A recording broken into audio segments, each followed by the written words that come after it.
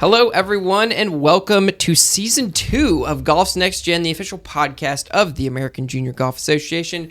As always, I'm Tim Jackman. That's Thomas Harrison. Across from me, over there is producer Justin, and we are excited to get started with Season 2. So we got a lot of really good stuff coming up. You know, Season 1, there were some ups and there were a few downs, Thomas. But, you know, overall, I think it was good. We're excited about Season 2. We had to find our way, but I think we've settled in.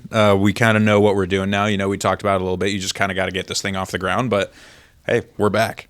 Yeah, we really are. And I think Season 2 is going to be awesome. You know, we're looking at some good, a little bit higher profile guests. We're certainly going to have a few more of our juniors on. I'm going to have some of our partners within the industry on, just to kind of give everybody a well-rounded look at all of the AJGA connections that are all over the golf industry and sports industry. Yeah, I think it's very interesting when you look at, it's kind of surprising how many places we kind of have a footprint with somebody who either obviously played in the golf industry or somebody who started here as an employee, somebody who interned, and then just to see where that's kind of spread out to is pretty interesting to see, because everywhere you go, if you have the logo, it feels like people are getting stopped, people are getting asked about it. We always joke like our family members all have hats or shirts or something, and they're getting asked by people all over the country like, hey, how did you get that AJGA shirt? So really cool to see that outreach, and hopefully let you guys see a little bit more of that in Season 2. Yeah, 100%. So I think it's probably appropriate that we talk about TGL, considering it's kind of really gotten off the ground here in 2025, and just kind of our thoughts on that. I'm curious what I'm assuming you've seen it, Thomas. Correct? Oh, absolutely. Okay. Never miss a week. I'm curious what your kind of thoughts are on it and how you're feeling about it after, you know, these, I guess we're a couple months in at this point. Yeah, I would say it's definitely a better product than I expected. I was very skeptical. I think everyone probably in golf was a little skeptical. Like, how is this going to translate to television? You know, especially with all the hype around it and everything of all the talk, you know, for what feels like years now. I think originally it was supposed to kick off last year, and then they had the issue with the building collapse. So I think the way they set it up was brilliant, not having like Tiger Rory week one, because you have week one, like everyone's going to tune in to see week one. Right. What's that going to look like? Then, all right, well, people are iffy. Well, week two, like, I'm not missing a shot Tiger hits. It's on TV. So, like, you know you're tuning into that. And then they kind of snowballed from there. So I think the way they did it was good. Like I said, there's, of course, I think a few little things I would ideally change to make it maybe a little more interesting or a little more made for TV, you know, but definitely impressed so far with what I've seen. But what do you think? What are your initial thoughts? Well, my nerd brain, shocker, I know, is just kind of like blown by just the technology and the whole thing. Like the rotating putting green and the massive simulator, like all that stuff is really cool to me, just kind of from a nerdy perspective. But I like it. I think I'm with you that I like it a little more than I thought I would. There's still parts of it that I feel, I don't want to say manufactured, but it almost feels a little bit manufactured at times. But I definitely think that once you started getting some of these closer competitions, that's, to me, where the thing took off, right? When these first few weeks and competitions they had, it was just blowouts. And I mean, okay, it's fine. You see people make a few putts or whatever. But when you start seeing some of those bigger putts, you start seeing some more of that emotion. That's really what it's about, because the whole point of like that arena is to get the crowd engaged and it be an intimate setting, right? But it's kind of hard to do that when you're getting these blowout wins, you know? So I think once it started getting a little bit more close from a competition standpoint, that's when I think, to me, it made a little more sense and took off a little bit more in my mind. No, I would agree with that. I think the one thing for me then, just on the golf side of it, looking at all of it, I'm amazed. Something's going on with these bunkers. I don't know if you noticed, Tim, but especially like early on, just flubbing bunker shots left and right. Guys are just leaving everything in the bunker, and I'm like, it's like these guys have never seen a bunker shot before. Like, Kiz almost killed somebody in the crowd in like week 2 or 3, I think it was. But then it seems like initially when you were tuning in, every one of those bunker shots, you're like, there's about a 50-50 shot this gets out of the bunker. Right. And it's like, I don't really recall too many times at an AJGA event or a pro event where I've seen somebody actually leave a ball in the bunker. Not saying you can't do it. I know you or me, we've probably been there before.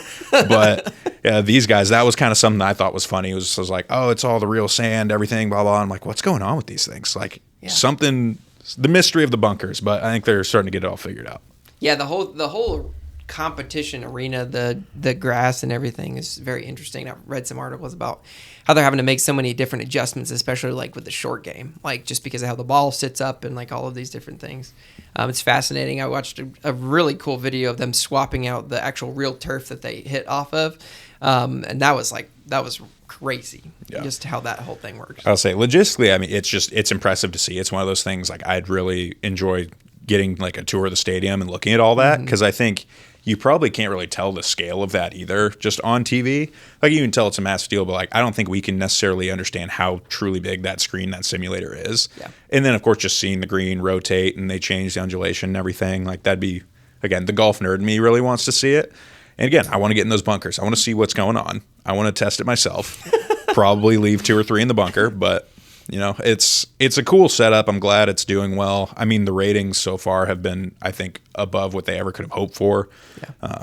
Like I know the first couple weeks when they were up against tour events, they had higher ratings, and so that was kind of interesting. I think part of it is, you know, there's a lot of college basketball going on, but not a ton of other sports. So it's at times the only show in town if they're Monday or Tuesday. So interesting to see. I'd like to see it work out.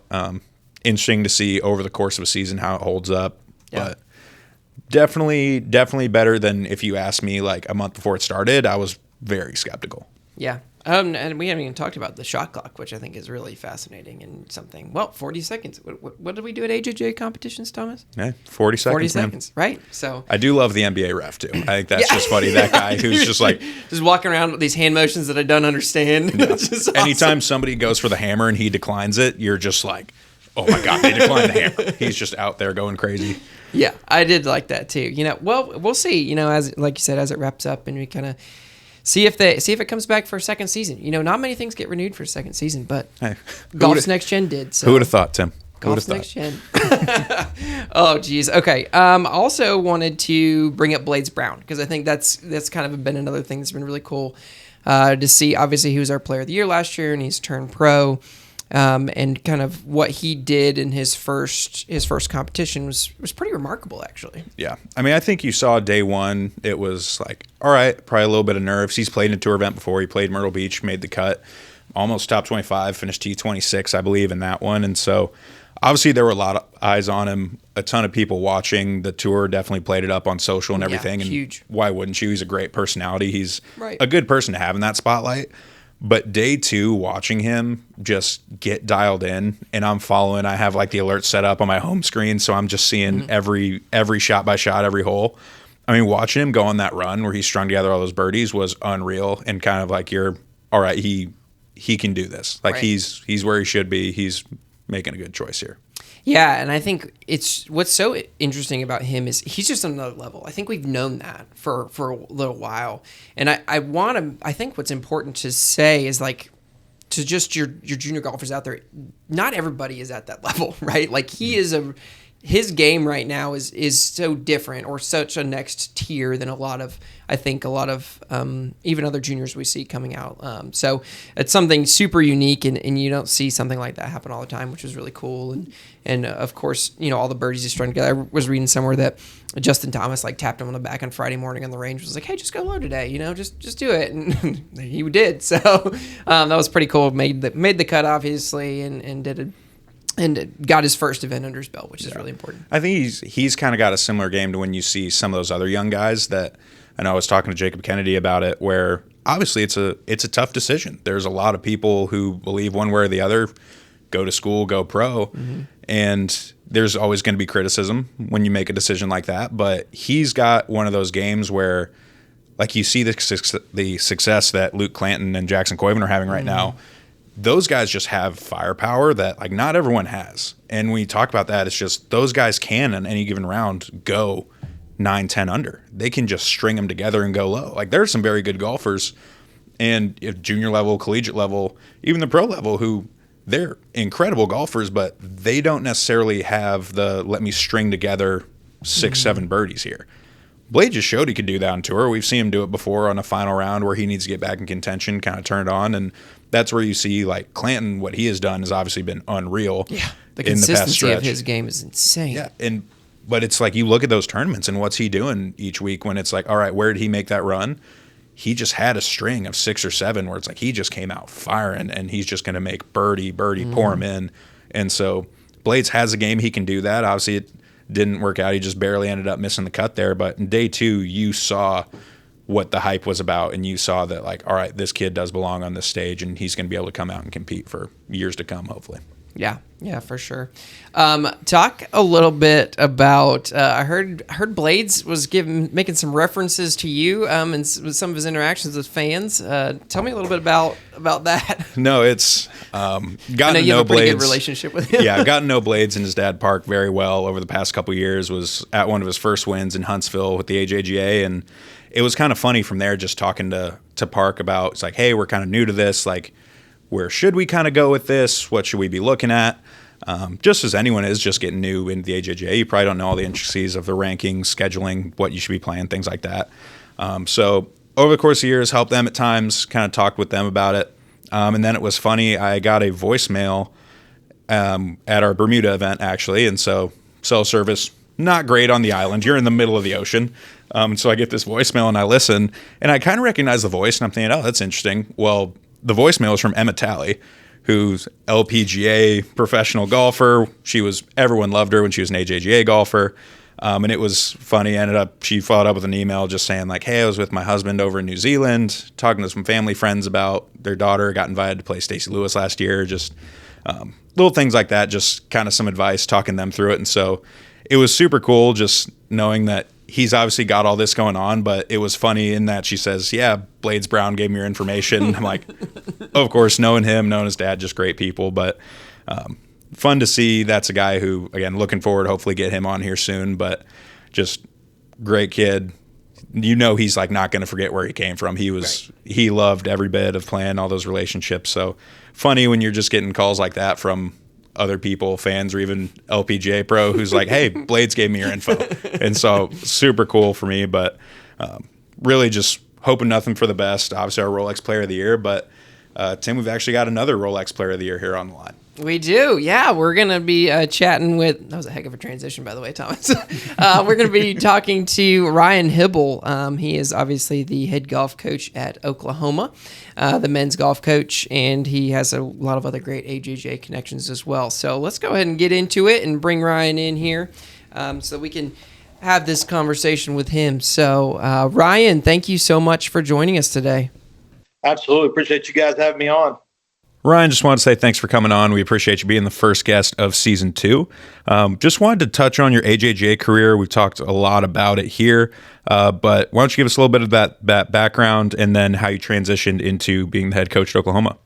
Well, I mean, wow, I could go back with the AJGA all the way, probably 1994 was my first introduction. My brother, 2 years older than me, got into the very first AJGA of our family, the Stouffer Pine Isle Junior Classic in Atlanta over on Lake Lanier, and I'll never forget it.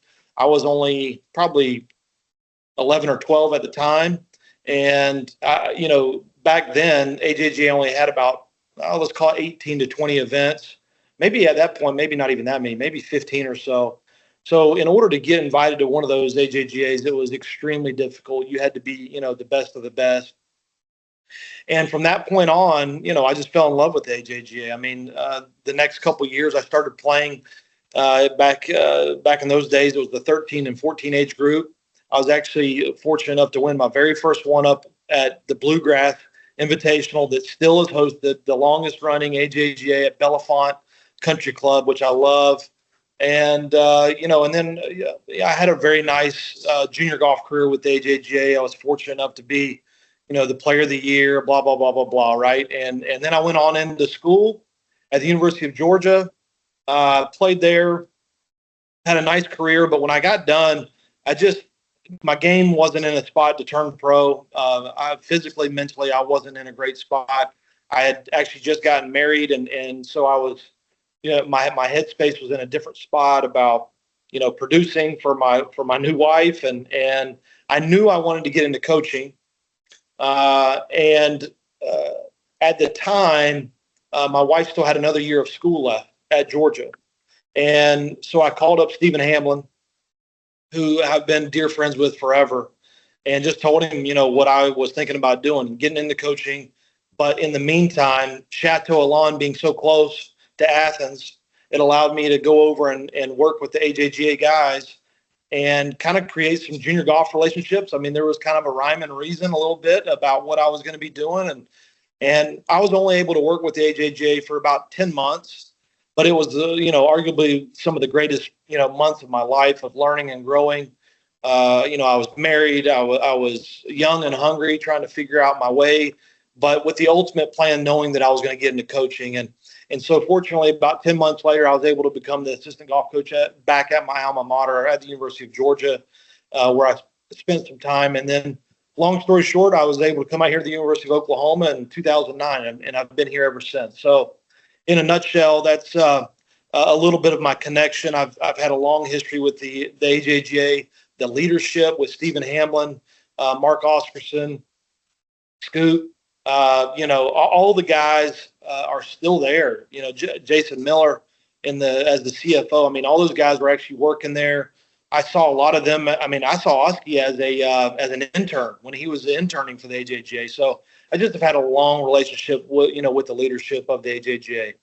Okay, I don't want to gloss over your AJJ career before we kind of talk about this. I was going back and doing some research on you for a piece we did on your Hall of Fame induction, and you had 33 top 10 finishes in 50 events. That's pretty crazy. Okay. That's pretty good. I like that. I like that stat. Yeah, I mean, I would say, consistency was probably the name of the game for me back in those days. I was able to win probably 4 or 5 events. I think it might have been the 99 year when I was player of the year. But again, I'm going to go back to what I talked about back then, and I'm going to tell this story. And I'm hoping maybe AJGA is listening, get Oski, thinking about this again.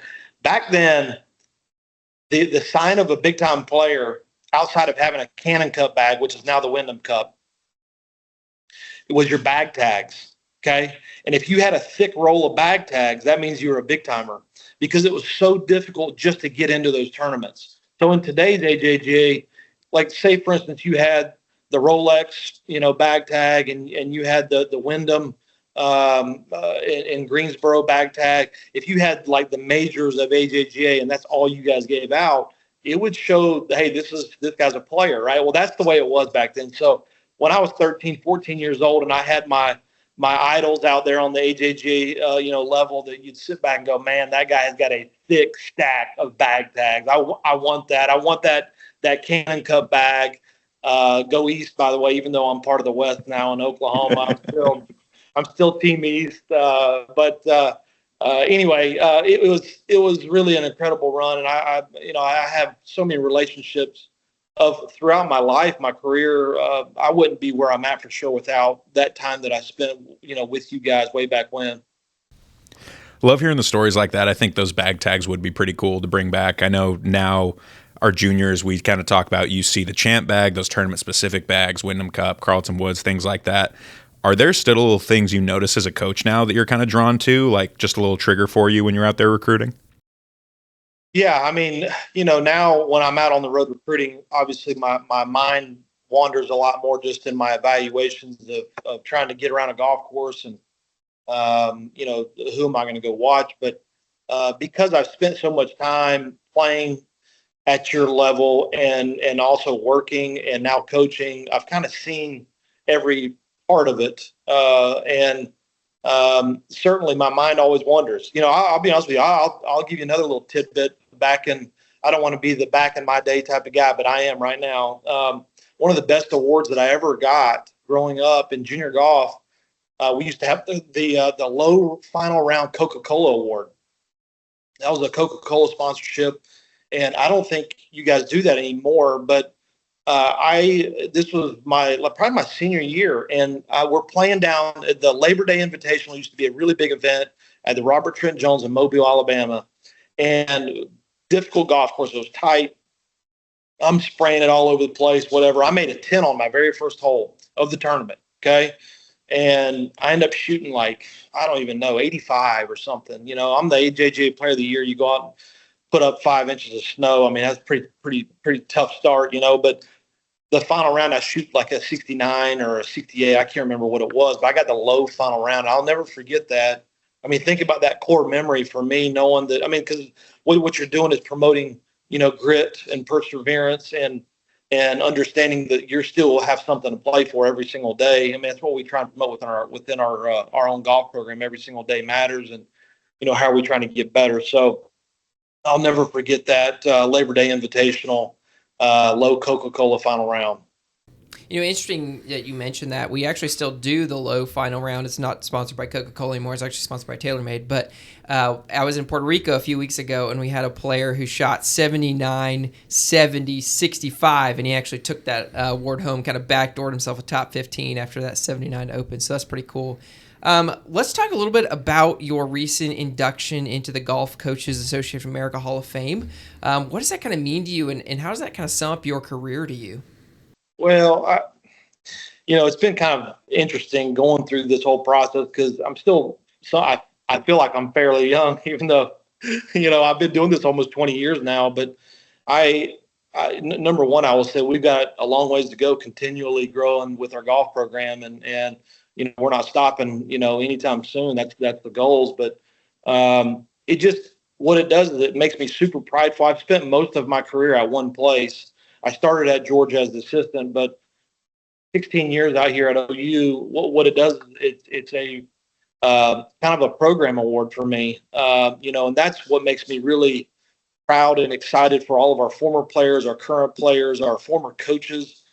All of my former assistants were and current assistants were out in Las Vegas at the induction. That really made me excited and proud of all of them because they're all continuing on with their coaching careers. And yeah, I mean, I think about things differently now than when I first got into the business. And now most of my guys are having babies and they're all married, and that's the kind of stuff that really gets me going. And we just had Max McGreevy, who's on the PGA Tour.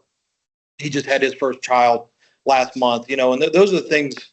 I mean, obviously, I'm really tuned into what we're doing here every day, but that kind of fills my cup a little bit more now whenever they all come back, but that shows longevity and hopefully consistency, and so the amount of great players that we've had. I mean, because at the end of the day, we can do as much as we can as coaches, but this is it's all player driven, right? The guys have to go out and feel good and play good and just really have a great time. And that's what we've tried to be able to do here at Oklahoma is produce something, similar to what hopefully you're talking about with my own AJGA stuff. It's like a consistent piece. I mean, at the end of the day, sure, we want to win a championship every year. I mean, there's no doubt that is in our minds. We talk about it. We're not afraid to think about it and talk about it and envision ourselves. But I really judge our year based on how we kind of start and where we finish. And I'm not even talking about the outside world. I'm talking about what we view inside our doors, within our own growth and seeing guys mature with their minds, with their bodies, with their souls, everything. We're just trying to get better. And so that's how I judge it. And my earlier days, for sure, we probably judged a little bit more statistically and results driven. But and I think you hear that from a lot of coaches as you get older and you get hopefully wiser and have a chance to reflect a little bit more. I don't do a very good job of reflecting, but this Hall of Fame has kind of made me do that because everybody keeps asking, very similar type questions, and I'm just really proud of all of our guys that have made this thing happen. Ryan certainly built the picture of consistency really at Oklahoma, 13 straight trips to the national championship. So very impressive there. But obviously the shape of golf is ever changing, especially in the college world. And we've gotten a lot of questions about NIL and what that looks like on the golf side of things. Can you explain to us a little bit about what that means for you and how you've had to shift the mindset a little bit? I've never heard of it.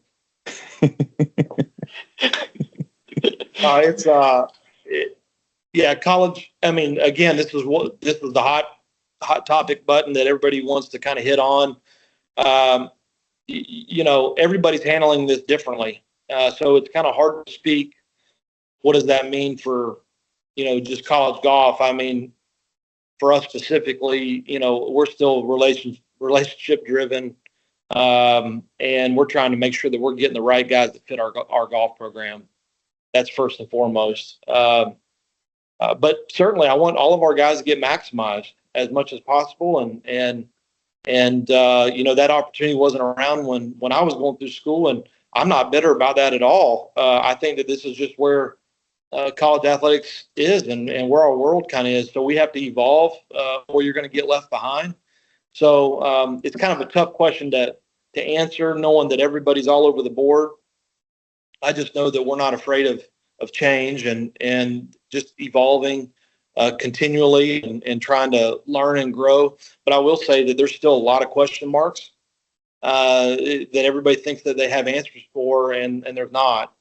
And there's a lot of rumors.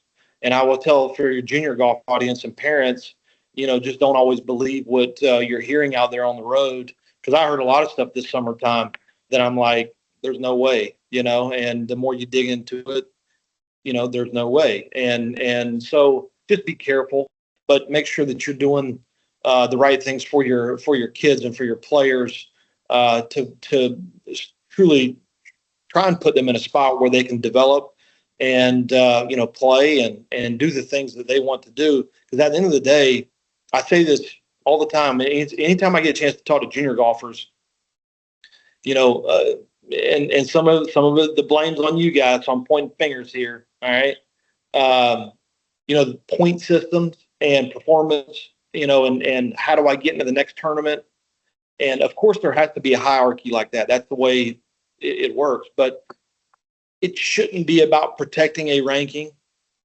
It should be about how do I become the best golfer that I can become.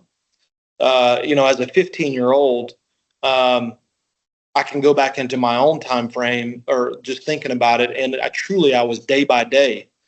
I probably wish I had a little bit more of a macro level view of going, man, what do I need to really look like when I'm 25 years old? I should be playing the best golf of my life when I'm 27, 28, 29, 30 years old. And sometimes we don't do that as junior golfers and parents. So truly trying to evaluate what is the best thing for the growth and development. Go put yourself in super uncomfortable spots, get yourself on different grasses, travel around if you can afford to do that. Don't, at the end of the day, don't make things comfortable for your kids, because that's just not the way this thing works. And college golf is, dog eat dog world. I mean, if you got to go perform, and sometimes the junior golf stuff doesn't quite allow that preparation, in my opinion. So you really need to challenge your kids to get ready for that.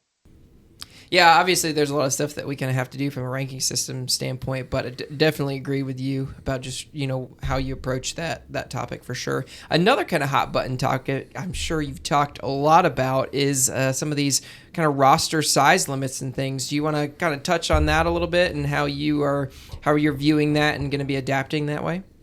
Yeah, I never heard of that either. Seriously, I mean, wow.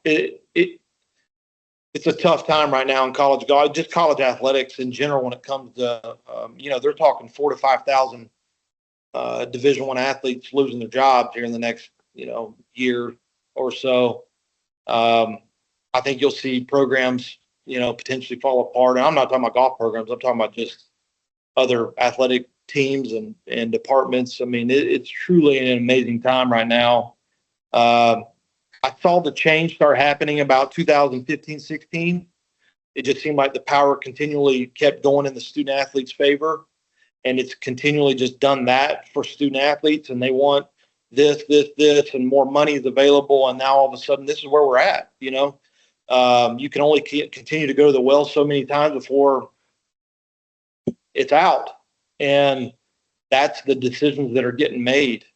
And at the end of the day, money is still what it is. It's a very powerful tool, and part of what we're all feeling.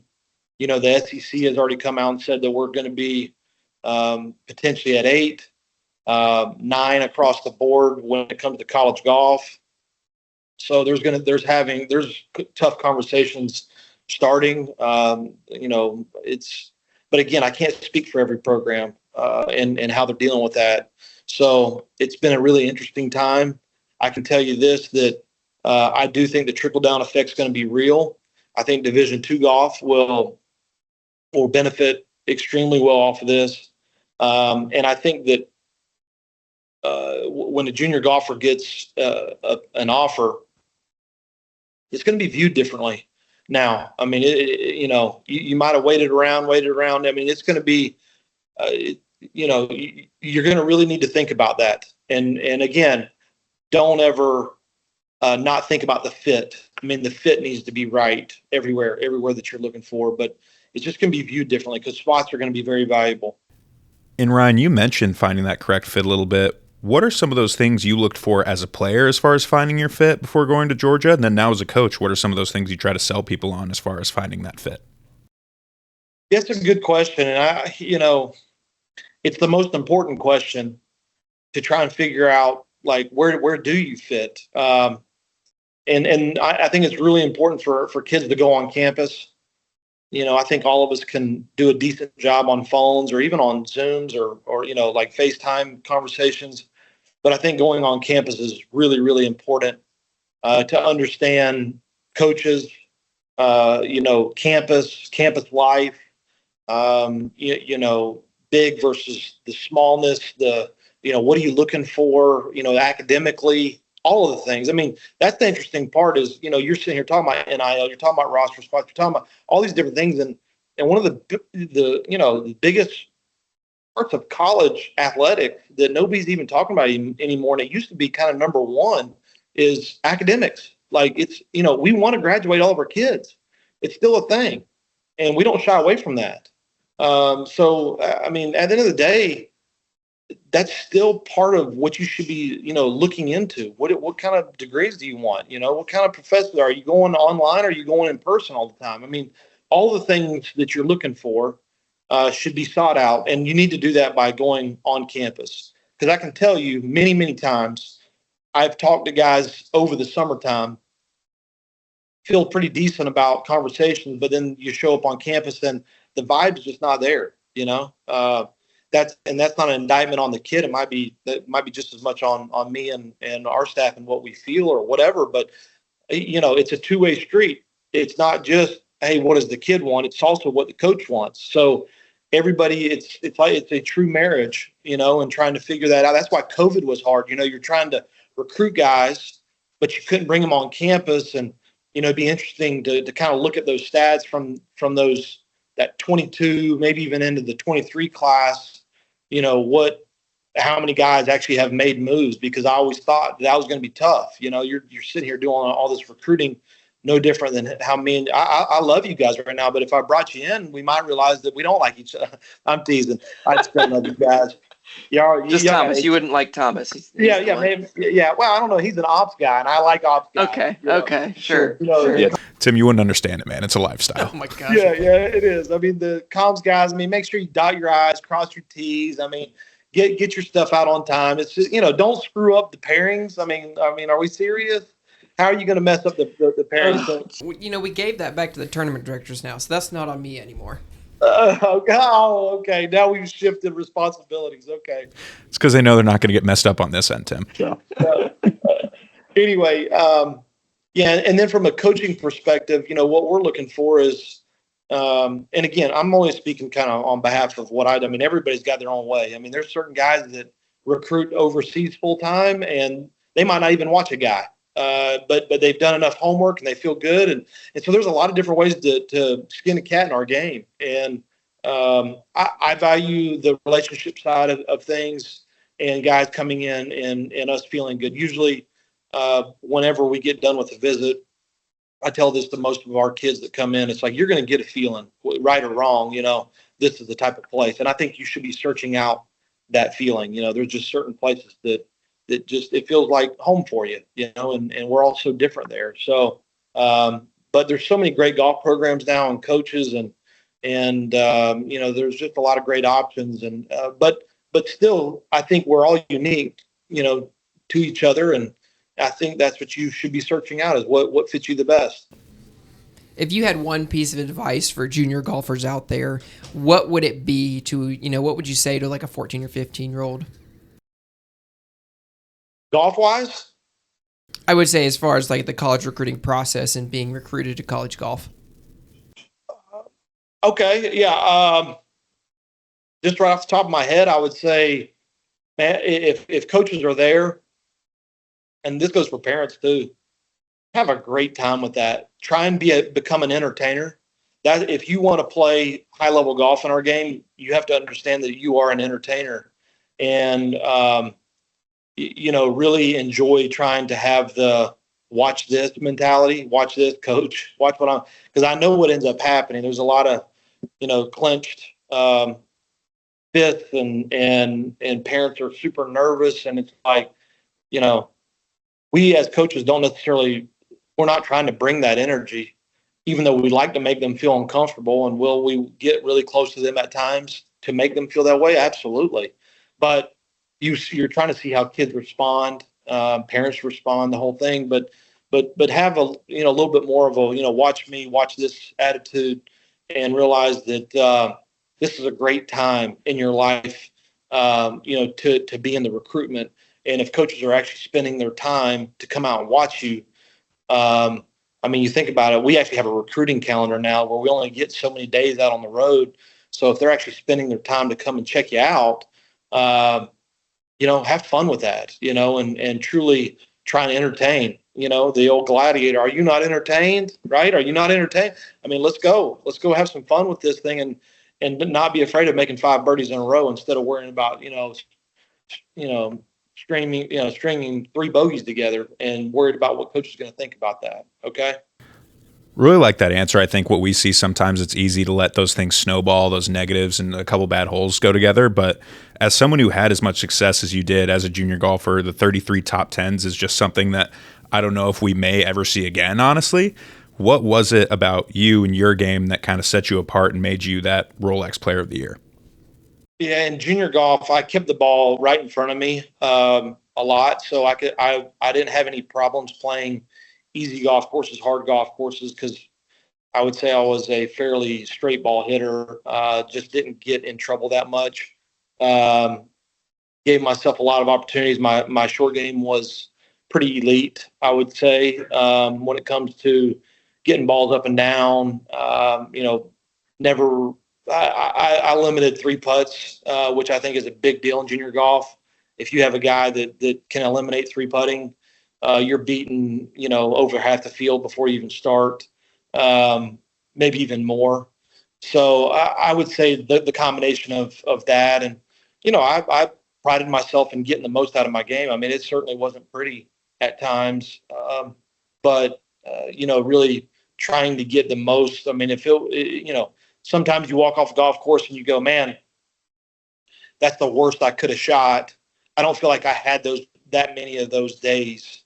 Growing up, there's certain things I wish I would have worked on to make me better, to do things a little bit different. But when you're in that moment and you're seeing the successes, that's probably where I wasn't very good, as I wasn't thinking maybe, again, like what I talked about earlier, a little bit more long-term type stuff.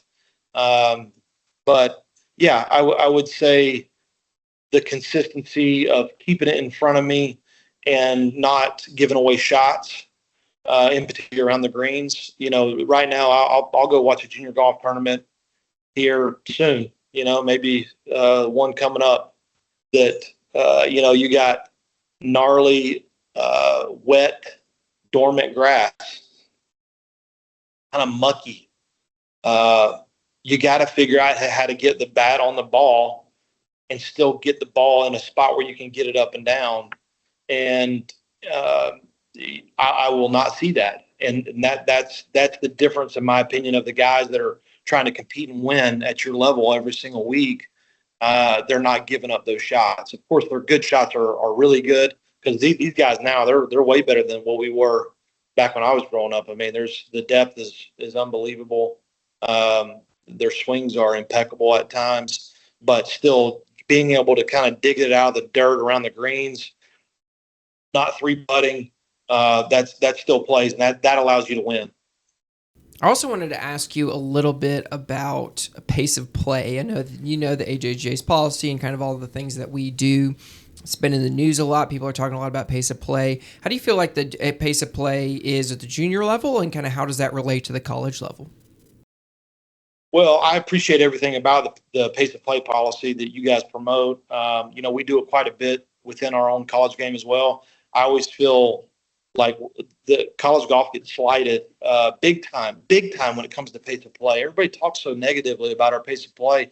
If you show up to a tournament that is administratively set up to fail, well, then you're going to have poor pace of play. You guys have 84-person fields because the math works, 1 in 10, right? Or you go 120 people and you're going off of one, and there's a rhyme and a reason. And so administratively, if you're set up for failure, guess what? You're going to fail. But overall, I think our college golfers do a really nice job, pace of play, and a lot of it's because of what you guys promote from the grassroots part that allows us to get up and go. I really feel good about college golf, and I know that I'll catch maybe even some heat when people hear this, and it's like, our guys, they get up and go. I mean, I know so many of my counterparts in the college game, they promote guys getting up and going and moving on whenever they putt out there on to the next tee. So it's like, how fast can you actually go? There's only a certain limit on how fast you can actually get around a golf course. And guess what? When a course is set up difficult, tuck flags and fast greens, again, it's one of those things where you're going to play at a 5-hour clip at a high level when guys are playing for their livelihood, because in college golf, you are, right? In junior golf, at your level, the kids view it that way. They're playing for their livelihood. And it's like, hey, we got guys playing for PGA Tour cards right now. That's no different than Q school. So tuck flags, wind, fast greens, good luck trying to beat 5 hours. Well, then all of a sudden that goes out on Twitter or somewhere going, man, these college kids, they don't know how to play. Yeah, well, come out and do what we're trying to do right here at Southern Highlands when the wind's whipping 20 miles an hour in Las Vegas and every flag is, 3 off the edge and the greens are rolling a 14. I mean, that's some seriously tough stuff. So I love what you guys do. Golf takes a little bit longer, I think, than what people want to believe. There's a lot of calculating, especially at a high level. If we were playing, we're about to go start out down in Puerto Rico. Usually greens are pretty soft. Ball kind of, it lands, it stops. The greens are pretty flat. So there's not like a lot of tough reads.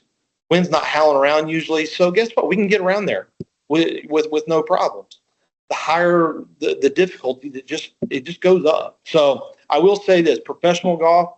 I just asked Chris Gotterup and Quade Cummins were in this past week, kind of messed around and practicing. We were working, and I asked them about Bushnell's out on the PGA Tour because they're both on the tour, and they're like, "No, we haven't heard anything." Well, sure enough, I just saw an article yesterday.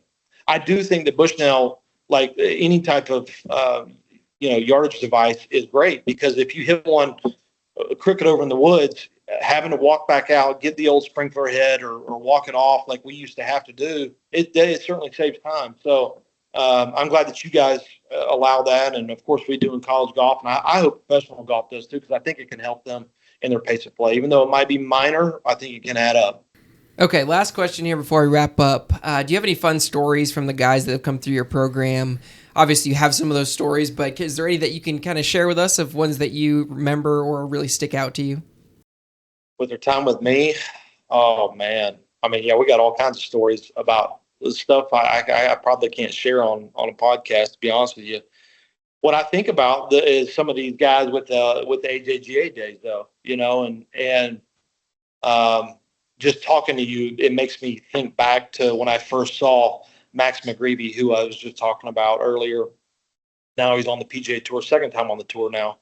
And him playing in certain AJGA events and watching him grind through it. And I love those days. I hope the junior golfers understand how much us coaches really love being able to come watch them, compete and get after it and have fun, trying to do their best. I mean, that is truly, a great moment for me. I still love recruiting. So I love being able to get on the road, and whenever I get a chance to go see a guy, it just really fires me up because I'm like, what's he going to be able to do today? And I hope that they can understand that and feel that and embrace it. I don't know, stories at our place. I'd have to get a group of them together, and whenever we do that, it's pretty fun. It's really good, but I don't know if I can share any of those right now. I'll tell you one real quick story. I told this at the Hall of Fame dinner. Ben Blundell, who would have played AJGA golf, he was a senior when I took over here at Oklahoma, 2009. So, we were not a very good golf program at the time. We're ranked outside the top 100. We'd had kind of a tough 10 years worth of college golf. So we needed some heavy changes. Everybody talks about, culture and what we're trying to do. And so we're changing the program, right in front of our eyes. And it's done with, hard work. It's done with attitude. And, the guys that I inherited, they knew that I was all business. There was no clowning around. We were going to make sure that we were early to everything that we did. We're going to look the part, and if that didn't get met, then you're going to, pay the piper.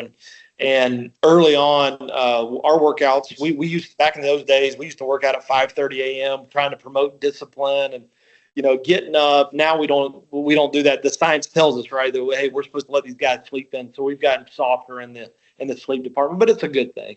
But Ben Blundell was making his way down on campus to a workout, and he's driving down Jenkins, which is right heading into the stadium, and he's going too fast. A little bit, he's running later than he should be, and sure enough, blue lights pop on him. Okay. He gets pulled over. Cop comes up to him and goes, hey, son, what are you doing? He tries to play the athlete card. Hey, I got workouts. I got my gear on. You got to let me go, blah, blah, blah, blah, blah. He's tried to give anything and everything he can to try and get out of this. And he knew he was in a rush. And cop goes, well, you got two options. We can call your coach right now, tell him what's going on, or I can just write you a ticket. And he just looks at him and he said, you don't know my coach. Just go ahead and write that ticket so I can get out of here. And anyway, that's those are some of the early stories, and he tells it really, really funny. And so he got a ticket, but he wasn't late to work out, and it all worked itself out. But changing a culture, a program is fun, but it's really difficult at times. And man, I wouldn't have given that away for anything. I remember our first teams here at OU, and we're grinding just to try and figure out how to get in the right tournaments, and we made nationals actually our second year here. Abraham Answer, who now is on the Live Tour, he had gotten to be a top 20 player in the world at the time, but those guys, they just really set us in motion, and now everybody looks at us and goes, well, hey, you guys have been consistent, blah, blah, yeah, that's great. But I still think back to those early days and the grind that we still do now. Okay, we haven't gotten away from that, but there's some really good stories about that. One last story, if you got time. So the old Charlie Coaster. I'm going to talk about Abe here. Okay, he's going to hate this. Abe's such a good guy. I mean, I love him to death. Ping pong is a big part of our golf program. Always has been. I love ping pong, so we're in there messing around all the time. We've had a lot of really good ping pong players on our team over the years. But our ping pong table back in the old facility was right in front of a refrigerator, a silver refrigerator. And again, I'm going back to culture program. One day, I walk in to get a drink out of the fridge or whatever, and there's a dink right in the fridge door. I'm like, oh boy, this is a problem. Taking care of our place is a big part of what we talk about. You see trash, you pick it up. Balls that are out of place, go, knock them in the driving range, whatever it might be. Well, the Charlie Coast Center, you better take care of the place. We had just remodeled it. Anyway, so next morning at workouts, I get all the boys on the line. I'm like, fellas, we got a problem. We've got a dink in the refrigerator. I know multiple guys here know who it is. Speak now or forever hold your peace. You know, nobody said a word. Nobody said a word. We did a little extra work, get them back down the line. I'm like, fellas, we're going to be here all morning. Somebody better fess up. Nobody said a word. They get on the line again, so we do this like several times, and they are, they're in a tough spot.